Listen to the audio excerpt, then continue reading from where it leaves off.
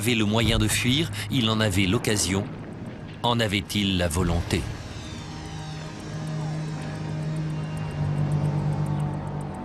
Les témoins déclarent l'avoir vu le 20 avril, jour de son anniversaire, et l'avoir exhorté à fuir.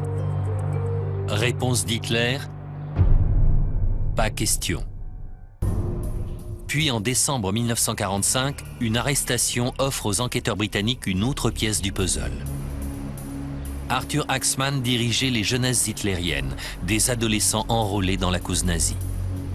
Il déclare qu'il se trouvait dans le bunker le 30 avril et qu'il y a vu Hitler mort.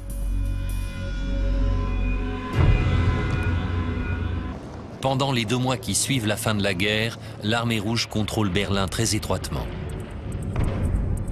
C'est seulement en juillet que les soldats occidentaux peuvent examiner le bunker pour la première fois. Ces photos, les premières à être prises par un Américain, montrent le jardin au-dessus du bunker.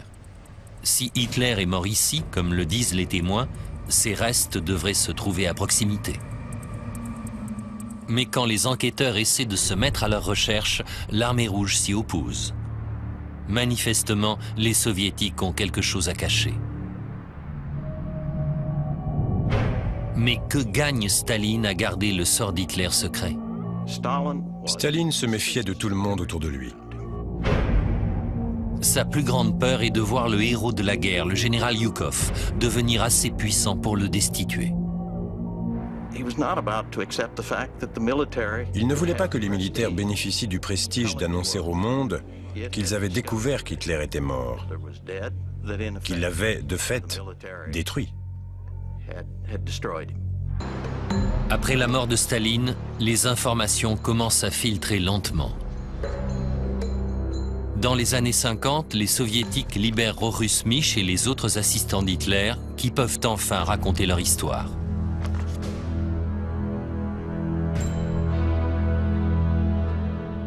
Mais Staline a si bien brouillé les pistes qu'il faut attendre l'effondrement du bloc de l'Est pour que les soviétiques ouvrent leurs archives et que des témoins se présentent pour expliquer exactement ce qui s'est passé.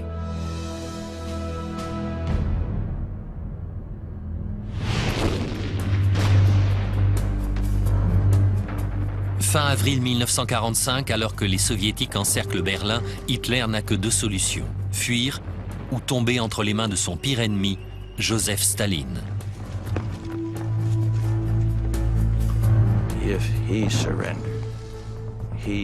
S'il se rendait, il subirait une fin atroce aux mains des soviétiques. Pour capturer son ennemi juré, Staline envoie ses soldats les plus loyaux. Un détachement du Smerch, le contre-espionnage soviétique. C'était l'une des opérations les plus secrètes jamais montées par les soviétiques. Les hommes du Smerch avaient été menacés de mort s'ils parlaient à quiconque de ce qu'ils allaient trouver. Ces éléments et le témoignage des anciens gardes d'Hitler nous rapprochent plus près que jamais de la solution de l'énigme. Son téléphoniste, le SS Rochus Mich, est le seul témoin vivant de ce qui s'est passé ce jour-là. Dans l'après-midi du 30 avril 1945, Hitler et Eva Braun restent seuls avec 2 pistolets chargés et des ampoules de poison. Nous étions tous silencieux, tout le monde écoutait. Et puis quelqu'un a dit « Je pense que le moment est venu ». Une fois la porte ouverte, j'ai vu Hitler et Eva. Elle était allongée sur le canapé. Cette image est restée gravée dans ma mémoire.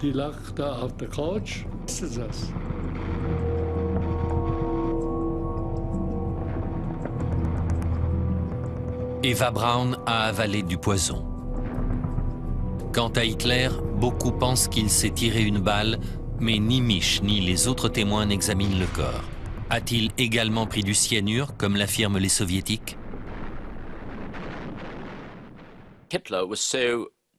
Il était terrifié à l'idée d'être capturé par les soviétiques. Ne voulant prendre aucun risque, il a décidé de faire les 2 à la fois, se tirer une balle et avaler du poison. Le poison ne le tue peut-être pas instantanément. Le cyanure tue en se fixant sur les cellules du sang qui transportent l'oxygène à travers le corps.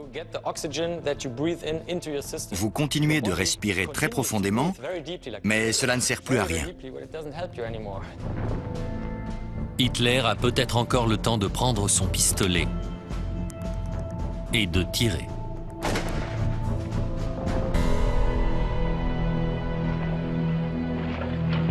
Le 2 mai, les agents du SMERSH entrent dans le jardin surmontant le bunker, à présent jonché de cadavres. Ils identifient aisément les restes calcinés du ministre de la propagande, Joseph Goebbels, grâce à son profil caractéristique. À l'intérieur du bunker, ils font une découverte horrifiante. Les corps des 6 enfants Goebbels. Ils se sont réfugiés dans le bunker pour échapper au bombardement sans savoir qu'ils allaient y mourir, empoisonnés par leur propre mère. Mais les soviétiques ne trouvent aucune trace d'Hitler. Ce n'est qu'après avoir capturé et interrogé ses gardes qu'ils apprennent où chercher.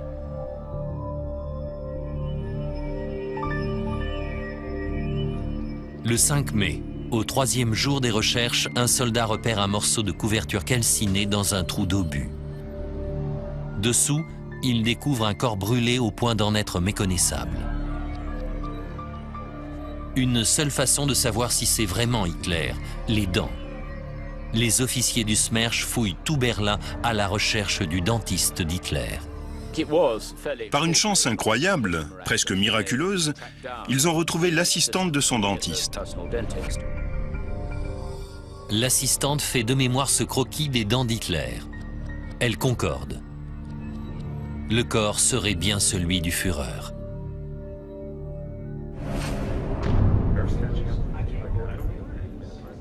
« 60 ans plus tard, quand les Soviétiques ouvrent enfin leurs archives, le monde est stupéfait de découvrir qu'ils possèdent toujours les dents. Sont-elles vraiment celles d'Hitler ? Le biologiste médico-légal allemand Mark Benecke est le premier chercheur étranger à les étudier de près. C'est la pire dentition que j'ai jamais vue.